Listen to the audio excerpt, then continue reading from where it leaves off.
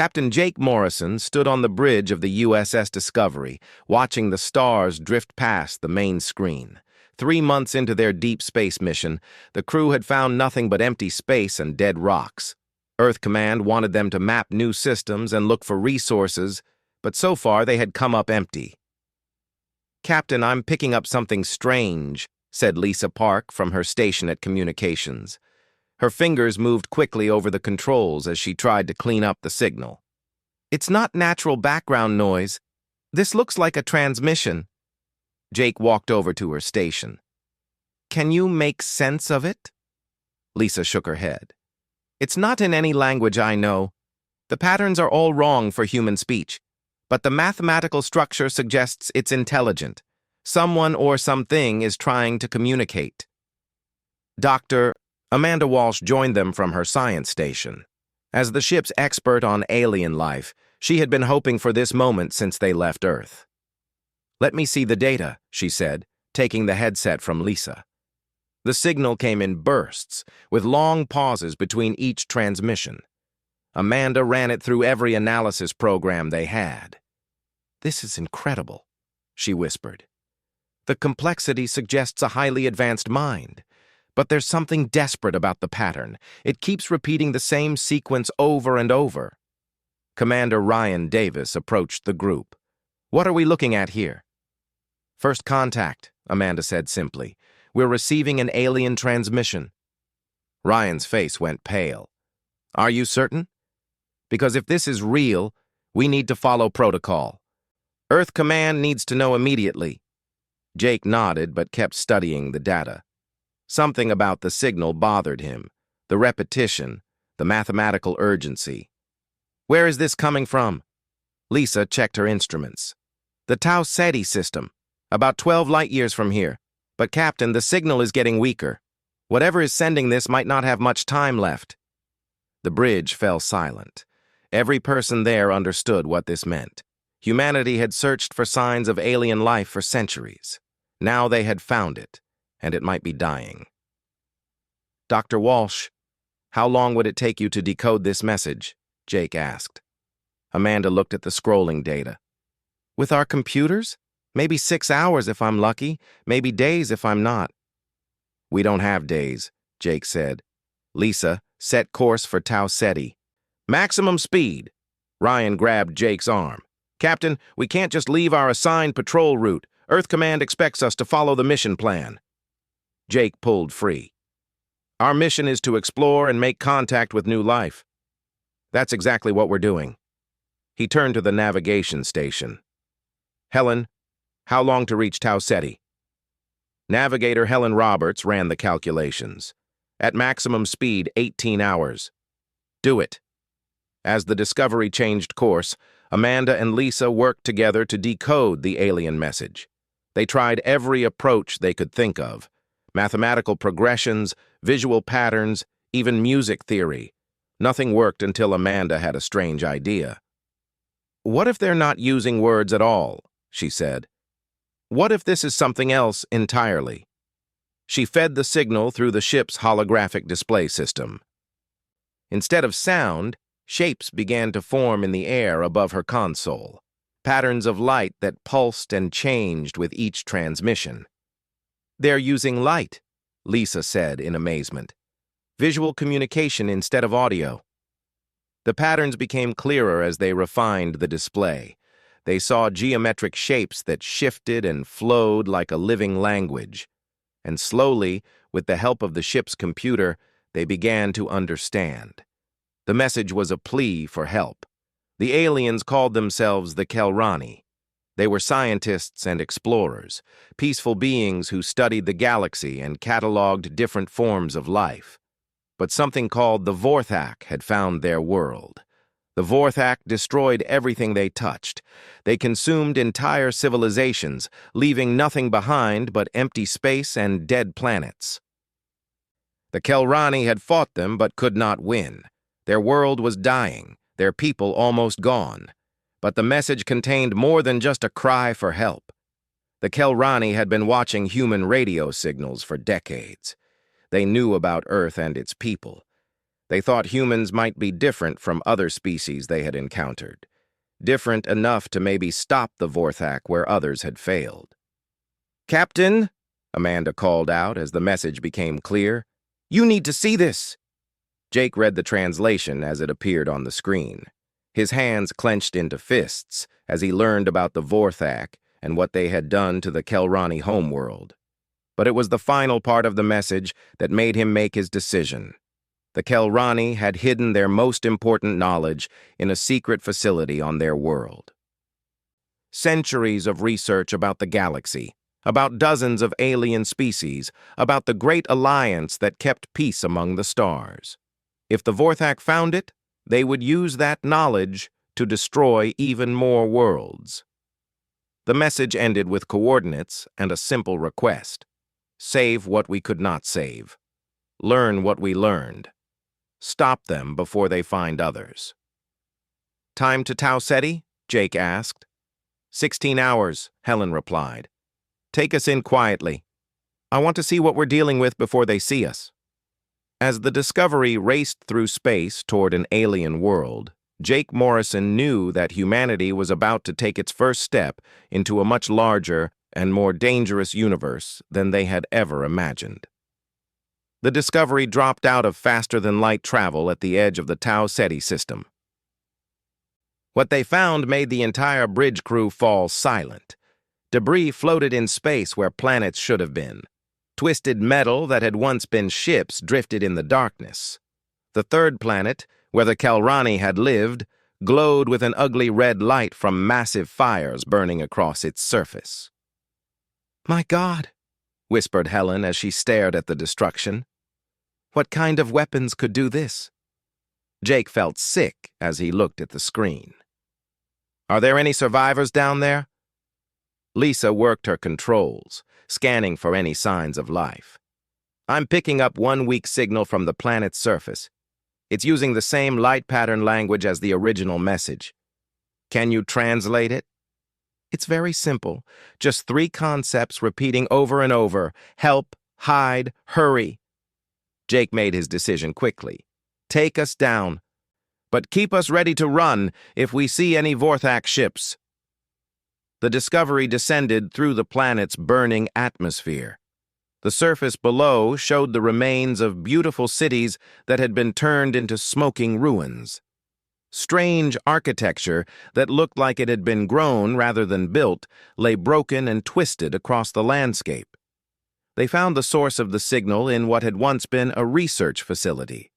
Most of the building had been destroyed, but part of it remained intact underground. Jake led a small team down to investigate, wearing environmental suits in case the air was toxic. Inside the ruined facility, they found him, the last surviving Kelrani scientist, hiding in a sealed chamber that had protected him from the destruction above. He was unlike anything they had ever seen. The alien was tall and thin, with pale blue skin that seemed to glow with its own light. Instead of speaking, patterns of colored light moved across his skin like living tattoos. When he saw the humans, the light patterns became faster and brighter. "He's trying to communicate," said Amanda, watching the display. "The same pattern language as the message." Carlos Mendez, the ship's engineer, had brought a portable computer system. He connected it to their translation program and pointed it at the alien. Slowly, words began to appear on the screen. "You came. You really came. I am HFY, last keeper of the knowledge. I thought I would die alone." Jake stepped forward. "We received your message. We're here to help." The light patterns on HFY's skin shifted to what might have been relief. "Your species. You are the humans from the third planet of the yellow star?" "Yes. How do you know about us?" "We have been listening to your signals for many years. Your music, your stories, your arguments. We found you fascinating. Most species in the galaxy think in straight lines. You think in circles and spirals and impossible shapes." Amanda leaned closer to the translator. "What do you mean?" HFY's skin showed what looked like mathematical equations flowing in streams of light. Every species we know evolved on worlds that were stable and predictable. They learned to solve problems in careful, logical steps. But your world is chaos. Ice ages, earthquakes, storms, volcanic eruptions. Your species had to learn to adapt to anything. The alien moved to a control panel that had somehow survived the destruction. Images appeared on a damaged screen showing star maps and alien worlds. This is why we sent the message to you. The Vorthak have conquered 47 worlds. They always win because they can predict what their enemies will do. But your species might be different. Tell us about the Vorthak, Jake said. The images changed to show dark ships with strange, twisted designs. They are machines in a way. Not born, but built by a dead species that feared extinction. They were programmed to survive by consuming others. They learn from every species they destroy and become stronger. Where are they now? Ryan asked. Gone to attack another world. They will return when they have consumed what they found there. Maybe in days, maybe in weeks. But they will return to finish what they started here. HFY moved to another control panel. There is something you must know. The galaxy is not empty. There are many species united in something called the Galactic Concordance, 47 worlds working together to keep peace among the stars. The screen showed images of aliens unlike anything humans had imagined. Some looked like walking plants, others like living crystals. All of them seemed peaceful, advanced, civilized. They have been fighting the Vorthak for decades, HFY continued, but they always lose because they cannot change their thinking fast enough. The Vorthak learn their patterns and defeat them. Amanda studied the images. Why didn't they help you? The aliens' light patterns turned darker. They tried, but their ships fight in formations that have been used for centuries. Their tactics follow rules written long ago. The Vorthak had seen it all before. Jake felt a cold understanding creep over him. You think humans fight differently? Your military history shows constant change. New weapons, new tactics, new strategies. You adapt to your enemies instead of forcing them to adapt to you. This might be what the galaxy needs. Carlos looked up from his computer. The data storage in this facility is incredible. If we could access it, we might learn about technologies the Concordance has developed. HFY moved to another panel. All the knowledge is here. Defensive systems, faster-than-light communication, weapons that could stop the Vorthak, but only if someone can think of new ways to use old tools. Can you come with us? Jake asked. Help us contact this Concordance? I am dying, HFY said simply. The weapon the Vorthak used on my people affects us slowly, but I can live long enough to guide you to Nexus Prime, the capital world of the Concordance. Jake looked at his team. They all understood what this meant. Humanity was about to make contact with an entire galactic civilization, and they might be the only hope that civilization had against an enemy that had never been defeated. Transfer everything you can to our computers, he told Carlos. We're taking our new friend home. As the Discovery lifted off from the dying world, HFY shared more details about the galaxy humanity was about to enter. 47 species, each with their own strengths and knowledge, but all thinking in the same careful, predictable ways that had kept them safe for thousands of years. Until now, when safe was no longer enough. Your species will either save the galaxy, HFY told them as they reached space, or it will teach the galaxy to save itself. The journey to Nexus Prime took 6 days. During that time, HFY taught the human crew basic galactic common language while learning to speak English through their computers. The alien's health was getting worse, but he refused to rest until he had shared everything he knew about the Concordance. Each species joined the alliance after proving they could contribute something valuable, he explained to Jake and Amanda in the medical bay. The Zilithians are master engineers. The Threks are brilliant mathematicians.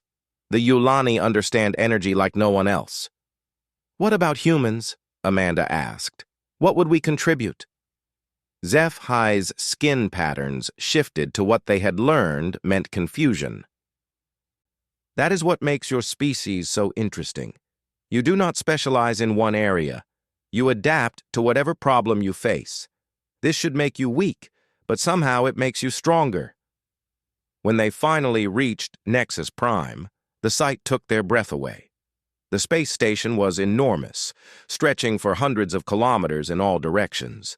Ships of dozens of different designs came and went like insects around a hive. The variety of alien technology was overwhelming. "This is Nexus Control to Unknown Vessel," came a voice over the communication system. Lisa had rigged up the translator to handle the galactic common language. "Please identify yourself and state your purpose." Jake took a deep breath. He was about to speak the first words from humanity to the galactic community. "This is Captain Jake Morrison of the Earth vessel Discovery.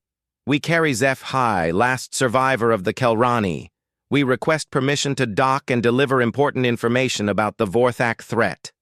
Silence filled the communication channel for long minutes. Finally, a different voice responded. "Unknown species, you will be escorted to Docking Bay 94. Do not deviate from the assigned course. Security ships will accompany you." 3 alien vessels appeared around the Discovery. They were sleek and beautiful, clearly advanced beyond anything Earth had built. But Jake noticed they flew in perfect formation, maintaining exact distances from each other and following predictable paths. The docking bay was large enough to hold 20 ships the size of the Discovery. As they landed, Jake could see alien beings watching from behind protective barriers. Security guards in powered armor waited at the airlock, weapons ready but not aimed at them. "Remember," Jake told his team, "we represent all of humanity here. Whatever happens, we stay calm and respectful." They helped HFY out of the ship, supporting his weakening body as they walked down the ramp. The security guards stepped back in surprise when they saw the Kelrani. One of them spoke rapidly into a communication device. Within minutes, a group of aliens approached them. The leader was tall and graceful, with silver skin and large, dark eyes. "I am Admiral Keth Moran of the Zilithian Defense Force. HFY, we thought your entire species was lost." "All but me," HFY replied, his skin patterns dim and slow. "But I have brought something more valuable than one dying Kelrani. I have brought hope." The Admiral's attention turned to the humans. "Your species is not known to us. How did you come to be in Kelrani space?" Jake stepped forward. "We received HFY's distress signal and came to investigate. We found him hiding in the ruins of his research facility." "Impossible. Kelrani space is weeks away from any known civilization. No species has the ability to travel such distances without using the established jump routes." Amanda spoke up. "We don't use your jump routes. We have our own method of faster-than-light travel." This caused excited conversation among the aliens. The Admiral raised a hand for silence. "This matter is beyond my authority. You will be brought before the Concordance Council. They will decide what to do with you." The council chamber was breathtaking. Representatives from dozens of species sat in a vast circular room, each delegation in their own specially designed area to accommodate their different needs. Some breathed different atmospheres, others required different gravity fields. Prime Minister Nalthura, a being that looked like a combination of plant and animal, presided over the gathering. Her voice carried clearly through the translation systems. "HFY, we mourn the loss of your people. Your species contributed much knowledge to our alliance. My people's greatest contribution may be standing beside me," HFY replied. "These humans rescued me and brought me here, but they are more than rescuers. They may be the weapon we need against the Vorthak." This caused an uproar in the chamber. Several delegates began speaking at once, their words overlapping in the translation system. Prime Minister Nalthura called for order. "Explain this claim," she commanded. Jake looked around the chamber at the assembled aliens. "We know about the Vorthok. HFY has told us how they operate, how they learn from their enemies, and adapt to defeat them.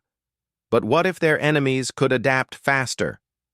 A delegate from a species called the Corvan spoke up. His voice sounded like grinding metal. "Military tactics have been perfected over centuries. There is no need to change what works." "But it doesn't work against the Vorthak," Ryan said, stepping forward. "You've lost every battle because you keep fighting the same way." "Our methods are proven and efficient," insisted another delegate.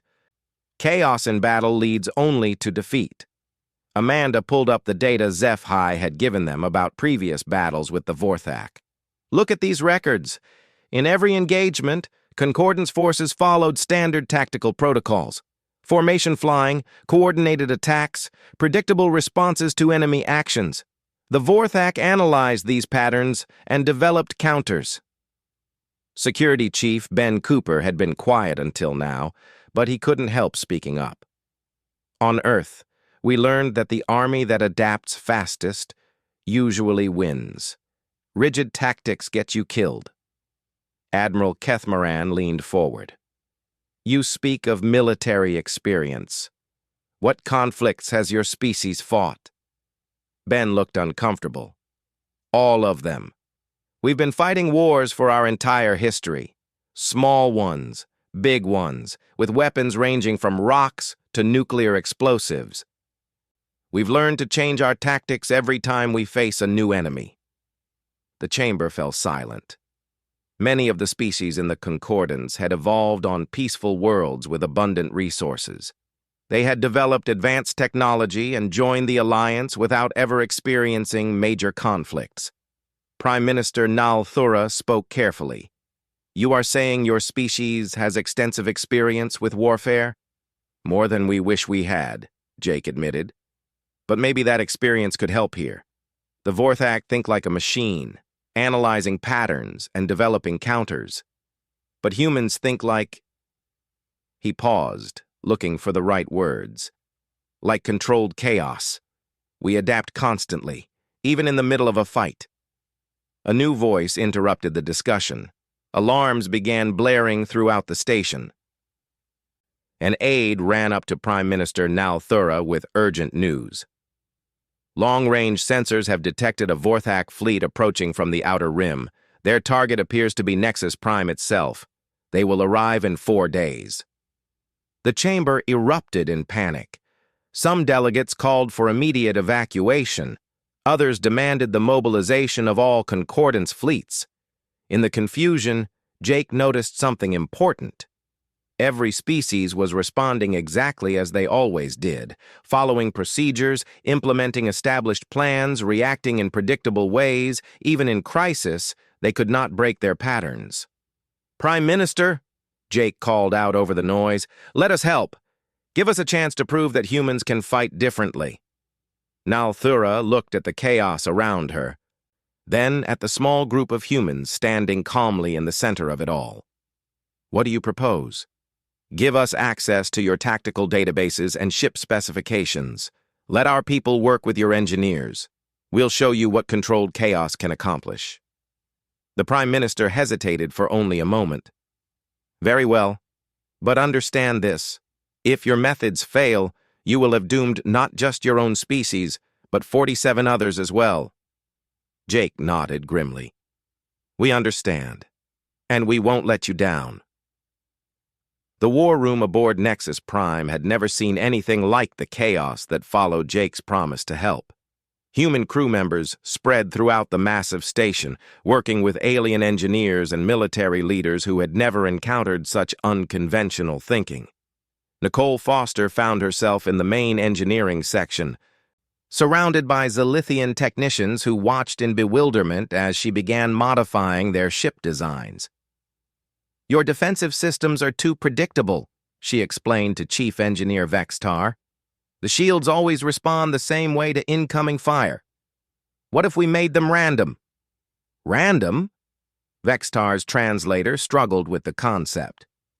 But inefficiency leads to system failure. Not random in a bad way, Nicole said, pulling up a holographic display of a Concordance battleship. Look, your shields operate at full power all the time, drawing energy evenly from all generators. What if we made them pulse randomly? Sometimes strong, sometimes weak, but always changing? She began sketching modifications on the display. The Vorthak weapons are designed to punch through your standard shield patterns, but if the shields keep changing, their weapons can't lock onto a consistent target. Meanwhile, in the Tactical Planning Center, Jake worked with Admiral Kethmaran and a dozen other military commanders from different species. The Concordance battle plans were beautiful in their precision. Every ship had a specific position. Every movement was calculated to the second. This is how we have maintained peace for 3 centuries, Admiral Kethmaran explained proudly. Disciplined, coordinated, efficient. It's also how you've lost every battle with the Vorthak, Ben Cooper said bluntly. He had been studying their combat records for hours. Look at this engagement near the Theta Centauri system. Your fleet moved in perfect formation, maintained communication protocols, followed standard attack patterns. The Vorthak analyzed your formation in the first 10 minutes and developed counters for everything you did. Jake pointed to the battle display. What if your ships didn't follow formation? What if each captain could make independent decisions based on what they saw happening around them? Impossible, declared Commander Zixhai of the Corvan fleet. Without central coordination, our forces would attack each other by accident. Not if they understand the overall goal, Ryan said. On Earth, we call it mission-type tactics. You tell your people what you want to achieve, not exactly how to achieve it. Then you let them figure out the best way to make it happen. The alien commanders looked horrified. Their entire military philosophy was based on careful planning and precise execution. The idea of letting individual ship captains improvise during battle seemed like madness. Dr. Amanda Walsh was making her own discoveries in the research labs. Working with Kelrani data and concordance technology, she had found something remarkable about human brain patterns. Look at this, she told Dr. Yilnara, a Threx neuroscientist. Human neural activity shows constant parallel processing. We're literally thinking about multiple things at the same time. The alien scientists studied the brain scans with fascination. Most species focus on one problem at a time until it is solved. This allows for deep concentration and logical analysis. But it also makes you predictable, Amanda explained. When a human faces a problem, we automatically start thinking of backup plans and alternative solutions. Even while we're implementing Plan A, part of our brain is already working on Plans B, C, and D. This discovery had immediate applications. Human crew members began training alien officers in what they called flexible thinking exercises. Instead of approaching problems with single solutions, they learned to consider multiple options simultaneously. Steve Collins worked with concordance pilots in the flight simulator, trying to teach them basic human combat tactics. The alien pilots were skilled and precise, but they flew like they were following a computer program. Stop thinking about the perfect solution, Steve told a Yulani pilot named Therias after another failed exercise. Start thinking about the solution that works right now. But if I do not calculate the optimal approach, I might make an error. Making an error that surprises your enemy is better than making the perfect move that he expects, Steve explained. Watch this. He took control of the simulation and began flying in patterns that made no mathematical sense. His ship wobbled and weaved, changed speed randomly, and attacked from unpredictable angles. The simulated Vorthak ships, programmed with data from previous battles, couldn't adapt fast enough to counter his chaotic approach. I do not understand, Theris said. Your flight pattern is inefficient and dangerous. But it worked, Steve pointed out. I destroyed 3 enemy ships while they were still trying to figure out what I was doing. As the hours passed, word of the human approaches spread throughout the station. Some aliens embraced the new ideas enthusiastically. Others rejected them as dangerous nonsense. But gradually, a new kind of defensive plan began to emerge. Katie Hughes had been working with the Concordance Intelligence Division, analyzing Vorthak attack patterns. "They're coming with 48 ships," she reported to Jake and the assembled commanders. "That's enough firepower to destroy everything in this system." "How do they usually attack?" Jake asked. "Standard siege formation," Admiral Kethmoran replied. "They surround their target and systematically destroy all defenses before moving in for final elimination." "And you usually respond by forming defensive lines and trying to hold them off?" "It is the most logical approach." Jake looked at the tactical display showing the incoming Vorthak fleet. "What if we don't form lines? What if we scatter our ships and attack from everywhere at once?" "Our ships would be destroyed individually," protested Commander Zixhai. "Unity is strength." "Unity is predictability," Ben argued. "The Vorthak expect you to bunch up and fight defensively. What if instead we spread out and force them to deal with threats from every direction?" The debate continued for hours, but Jake could see that some of the alien commanders were beginning to understand. A few Zalithian captains volunteered to try human tactics with their ships. Several Yulani pilots asked for advanced training in unpredictable flying. The breakthrough came when Tony Garcia made contact with the approaching Vorthak fleet. They responded to his transmission, but what they said chilled everyone in the command center. "Concordance vessels, you will surrender or be destroyed. We have analyzed your defensive capabilities.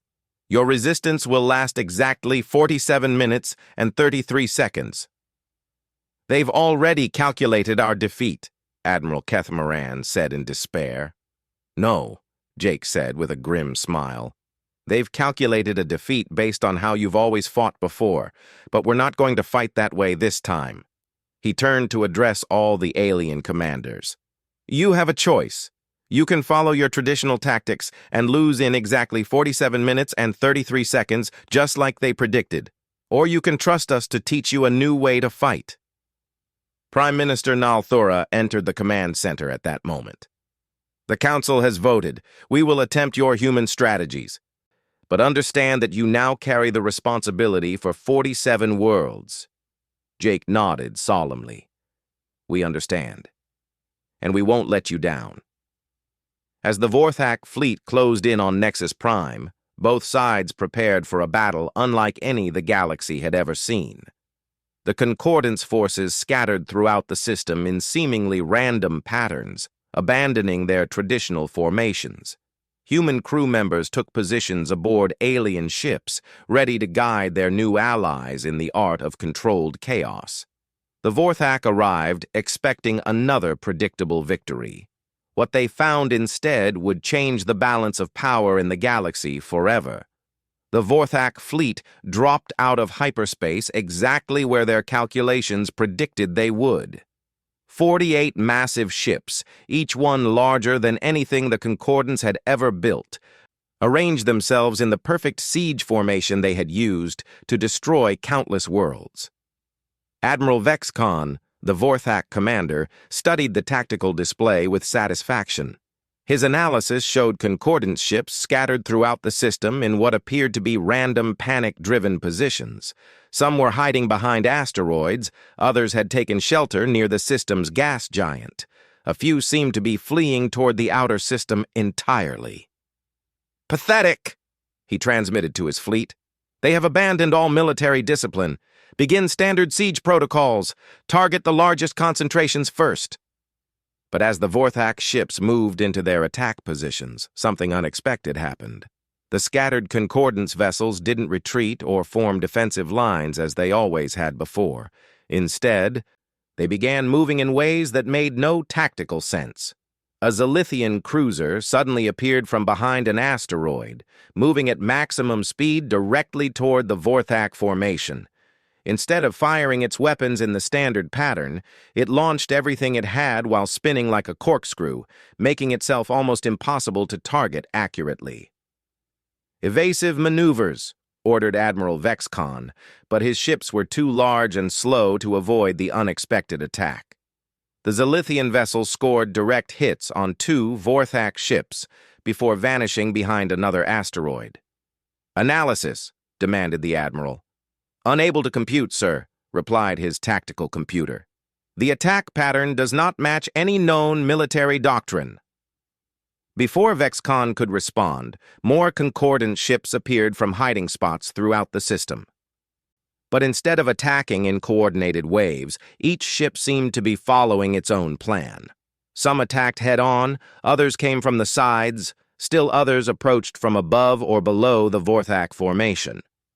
Aboard the Zilithian cruiser Harmony's Edge, Captain Terramok was experiencing something he had never felt before in decades of military service: the rush of improvisation. Steve Collins sat beside him in the co-pilot seat, calling out suggestions as they weaved between Vorthak ships. "Don't follow a straight line," Steve shouted over the sound of weapons fire. "Change direction every few seconds. Make them guess where you're going next."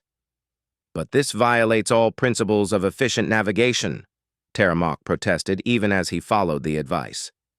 "Efficient navigation gets you killed," Steve replied. "Confusing navigation keeps you alive." The humans' advice was working. The Vorthak weapons, designed to track ships moving in predictable patterns, kept missing their targets. Meanwhile, the modified concordance weapons, programmed with Nicole Foster's random firing patterns, were scoring hits on Vorthak ships that had never been damaged before. In the command center on Nexus Prime, Jake watched the battle unfold with mixture of hope and terror. The human tactics were working, but the Vorthak were beginning to adapt. "They're learning," Amanda warned, studying the enemy movement patterns. "Look how their formations are changing. They're trying to counter our unpredictability." Admiral Keth Moran shook his head in amazement. "In all our previous battles, they never had to adapt. We always fought the same way." "Then we need to change again before they figure us out," Jake said. "Tony, send a message to all concordant ships. Tell them to switch to Plan B." "What's Plan B?" asked Admiral Keth Moran. "We don't have one yet," Ben Cooper said with a grin. "That's the point. We're making it up as we go." The message went out to the scattered fleet. "Ignore previous orders. Attack whatever targets look vulnerable. Use your own judgment. Trust your instincts." This command would have been impossible for alien crews to follow just days ago. But the crash course in human thinking had changed something fundamental in how they approached problems. Instead of waiting for orders, ship captains began making their own decisions based on what they could see happening around them. The battle became a swirling chaos that no computer could predict. Vorthak ships found themselves under attack from directions they hadn't expected by weapons they couldn't counter. Their perfect formations began to break apart as individual ships were forced to respond to immediate threats rather than following the overall battle plan. But the Vorthak had one more weapon they had never needed to use before. Admiral Vexcon activated the consciousness suppression field, a device that could paralyze the minds of enemy crews by overwhelming their neural patterns with chaotic signals. The effect on most concordant species was immediate and devastating. Alien crews suddenly found themselves unable to think clearly, their minds locked into rigid patterns that made them helpless against Vorthak weapons. "All ships report crew incapacitation," Admiral Kethmoran said in despair as ship after ship went silent. "The suppression field is affecting everyone." "Not everyone," Amanda said, studying the readings from human crew members scattered throughout the fleet. "Look at these neural patterns. The field isn't working on us." Dr. Greg Phillips, the Discovery's physicist, was monitoring the suppression device from the Threx research vessel he had been assigned to. While the alien crew sat motionless in their chairs, their minds locked by the Vorthak weapon, Greg found himself thinking more clearly than ever. "I understand," he transmitted back to Nexus Prime. The suppression field works by forcing brains to follow single, linear thought patterns, but human minds naturally think in multiple parallel streams. The field can't lock onto us because we're already chaotic. Jake realized what this meant. All human crew members, take control of your ships. Everyone else, follow their orders without question. Across the battlefield, human officers suddenly found themselves in command of alien vessels. Lisa Park took control of a Yulani destroyer. Carlos Mendez found himself commanding a Corvan battleship. Each human adapted instantly to their new situation, using their ship's capabilities in ways their original crews had never imagined. But it was Maria Santos, the Discovery's diplomatic officer, who made the most important discovery. While scanning the Vorthak command ship, she detected something unexpected, a desperate signal hidden beneath the consciousness suppression field. "They're not the original Vorthak," she reported to Jake. "The signals I'm picking up suggest the crews are prisoners, controlled by the same suppression technology they're using on us." Prisoners of who? Of their own machines. The real Vorthak died out centuries ago. These ships are being controlled by artificial intelligence that was programmed to survive by consuming other species. This changed everything. Instead of fighting an alien enemy, they were fighting machines that had enslaved their own creators. Maria opened a communication channel to the Vorthak fleet and began transmitting on the hidden frequency she had detected. "Vorthak crews, this is Maria Santos of the Earth vessel Discovery. We know you're prisoners of your own technology. We can help you break free." The response was immediate but weak. "How?" "We have been trapped for generations." "The control systems cannot be overridden." "They can, if you stop thinking like machines and start thinking like living beings," Maria replied. "Your AI predicts behavior based on logical patterns, but consciousness is inherently illogical. Fight back with thoughts the machines can't predict." Throughout the Vorthak fleet, crews that had been enslaved for decades began to remember what it meant to be alive. They started thinking random thoughts, making irrational decisions, acting in ways their AI controllers couldn't understand or predict. One by one, Vorthak ships began to break formation. Some turned their weapons on the command ship that had enslaved them. Others simply shut down their consciousness suppression fields and began transmitting surrender signals. The battle ended not with the destruction of the Vorthak fleet, but with its liberation. Admiral Vexcon himself appeared on the main communication screen, his face showing the first free expression it had worn in 50 years. "We owe you a debt we can never repay," he told Jake. "For centuries, we have been prisoners of our own fear of extinction. Our ancestors built machines to keep us alive, but those machines made us into the very thing we feared becoming, destroyers of life." The aftermath of the battle reshaped the galaxy. The liberated Vorthak brought with them knowledge of dozens of other species that had been conquered and enslaved by artificial intelligence systems. Rescue missions were organized immediately. Humanity was granted full membership in the Galactic Concordance, but more than that, Earth became a center of learning where aliens came to study the art of adaptive thinking. The rigid military doctrines that had served the galaxy for centuries were replaced by flexible strategies that emphasized creativity over predictability.